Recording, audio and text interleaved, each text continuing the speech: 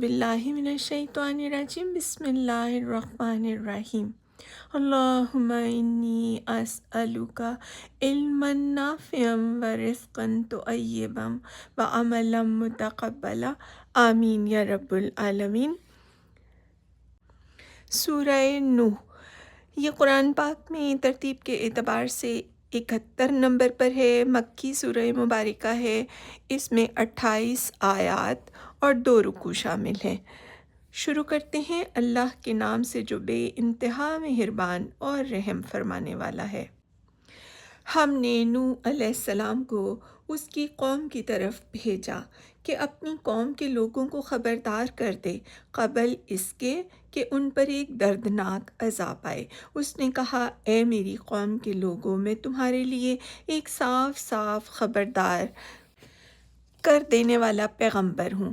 تم کو آگاہ کرتا ہوں کہ اللہ کی بندگی کرو اور اس سے ڈرو اور میری اطاعت کرو۔ اللہ تمہارے گناہوں سے درگزر فرمائے گا اور تمہیں ایک وقت مقرر تک باقی رکھے گا۔ حقیقت یہ ہے کہ اللہ کا مقرر کیا ہوا وقت جب آ جاتا ہے تو پھر ٹالا نہیں جاتا۔ کاش تمہیں اس کا علم ہو۔ اس نے عرض کیا، اے میرے رب، میں نے اپنی قوم کے لوگوں کو شب و روز پکارا مگر میری پکار نے ان کے فرار ہی میں اضافہ کیا، اور جب بھی میں نے ان کو بلایا تاکہ تو انہیں معاف کر دے، انہوں نے کانوں میں انگلیاں ٹھونس لیں اور اپنے کپڑوں سے منہ کو ڈھانک لیا اور اپنی روش پر اڑ گئے اور بڑا تکبر کیا۔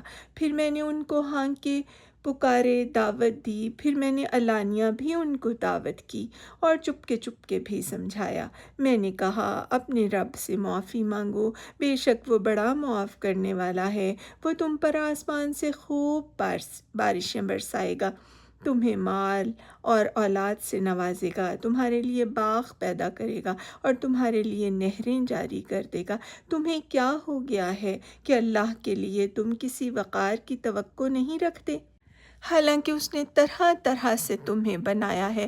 کیا دیکھتے نہیں ہو کہ اللہ نے کس طرح 7 آسمان تہ بر تہ بنائے اور ان میں چاند کو نور اور سورج کو چراغ بنایا، اور اللہ نے تم کو زمین سے عجیب طرح اگایا، پھر وہ تمہیں اس زمین میں واپس لے جائے گا اور اس سے یکا یک تم کو نکال کھڑا کرے گا، اور اللہ نے زمین کو تمہارے لیے فرش کی طرح بچھا دیا تاکہ تم اس کے اندر کھلے راستوں پر چلو۔